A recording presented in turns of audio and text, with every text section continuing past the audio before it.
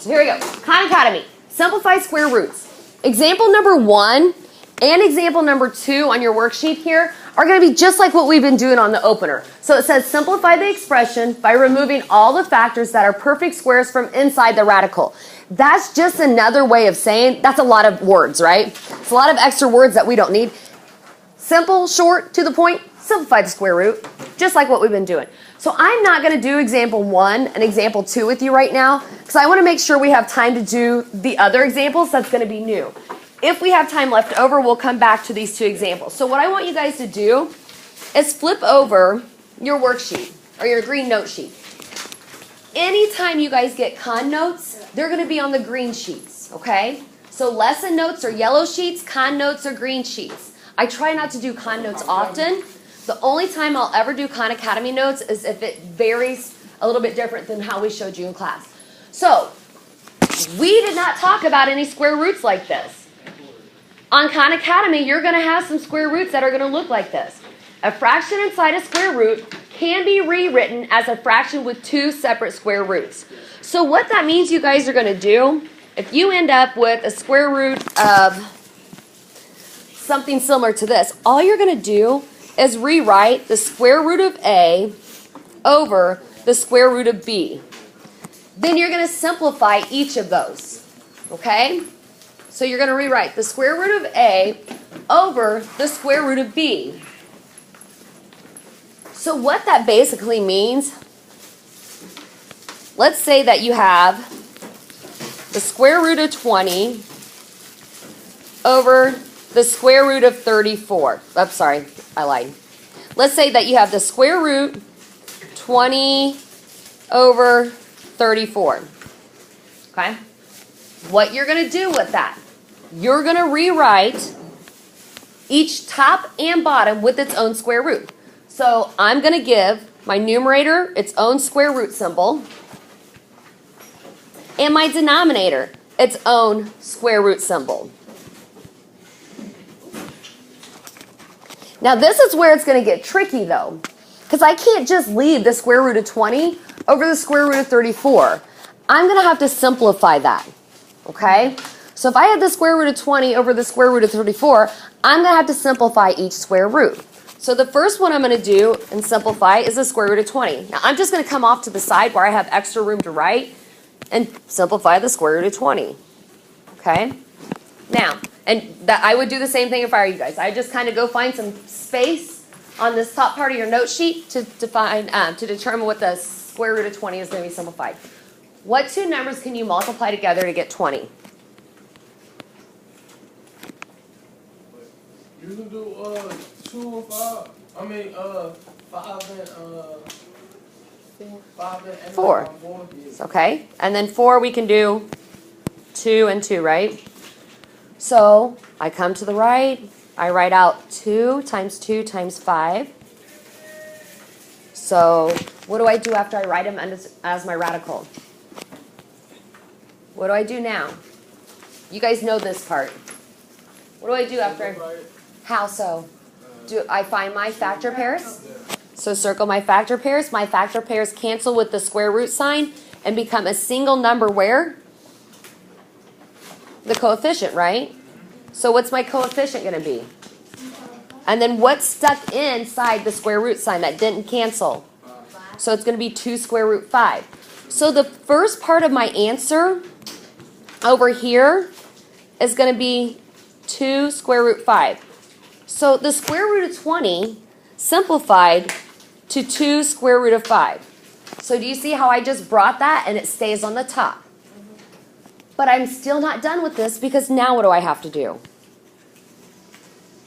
Now what do I have to do? So I simplified the square root of 20 and I got my new top numerator, but I don't have a denominator. So what am I going to have to do from here? Simplify the square root of 34. So I'm going to do that in green. So the square root of 34. What 2 numbers can I multiply together to get 34? What 2 numbers can I multiply together to get 34? Michael? 13 and 13. No. Take 34 divided by 2 on your calculator for me. 34 divided by 2? Mm-hmm. 17. 17? Yeah, 17. So 2 and 17. Oh my goodness. What do I do with the 2? Circle it. Okay, can I factor 17? Yeah. Okay, what 2 numbers can I multiply together to get 17? 10 and 7. I can add those together to get 17, but if I multiply 10 and 7, I'll get 170, or I'll get 70. What 2 numbers can I multiply together to get 17?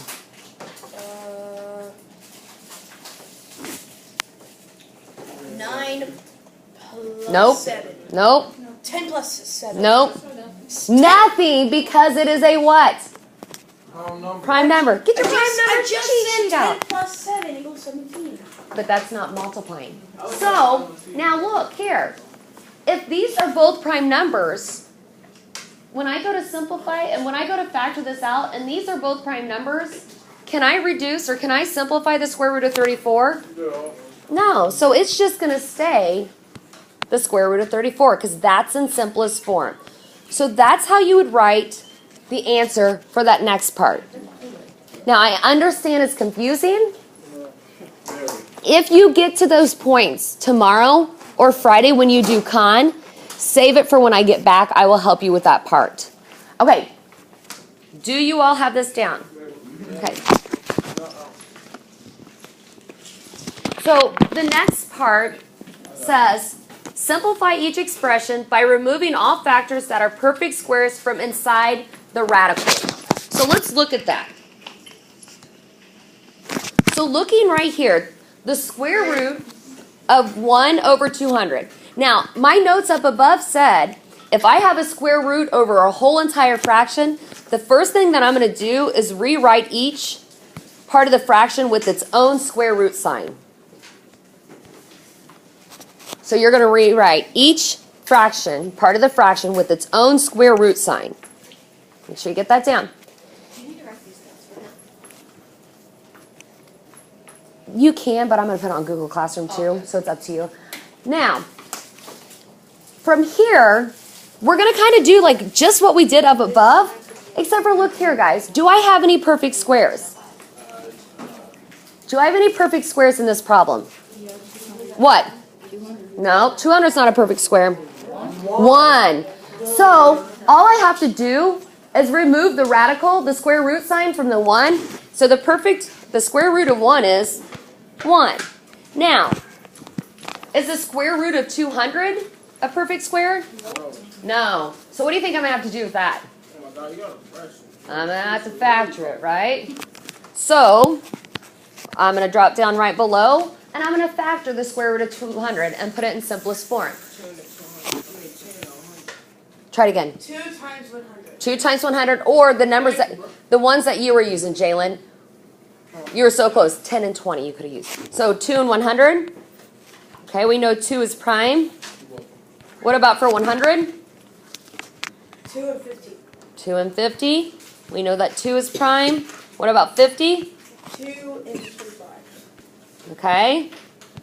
And then 25. 5 and 5. And those are prime. So I'm going to go ahead and just keep writing my notes right underneath here. So I'm going to rewrite these. I'm going to put my equal sign. I'm going to put all these in order from least to greatest. How many 2's do I have? How many 2's do I have? 3. And then how many 5's do I have? 2. Okay, what do I do with this next? Circle him. Okay. No. Oh. Do what? Find your group. Well, this is a group. Find the twos groups. Well, here's the 2's group. No, you gotta start with the two pairs. Pairs. Your pairs. Okay? Each pair, step 3, cancels with the square root sign and becomes the what? Numerator. Not numerator. Square root. They move from the inside of the square root sign to the outside, which is the coefficient. So what am I moving outside of that square root sign? 2 square root of 5. Okay, and what's stuck on the inside? The 2. Since that 2 didn't have a partner to cancel out with the square root sign, it's stuck inside the square root sign. It's stuck as the radicand. That's your answer? No. Not yet, because why is this not my answer yet? You need to put that 10. Yes. Explain to me how you got that. I timed it. Yeah, you simplified it. So you took 2 times 5 and got 10 square root 2. That's going to be my final answer. But what do I do with this 10 square root 2? Where do I put it? You put it at the bottom of below the 1. Yeah, so that's going to be the second part of my fraction. So my answer is going to be 1 over 10 square root 2. And you got a box it up. And then, of course, you got to box it. But on Khan Academy, there's already a box there for you, right? How many of you guys like this math here? Me? What? I love this.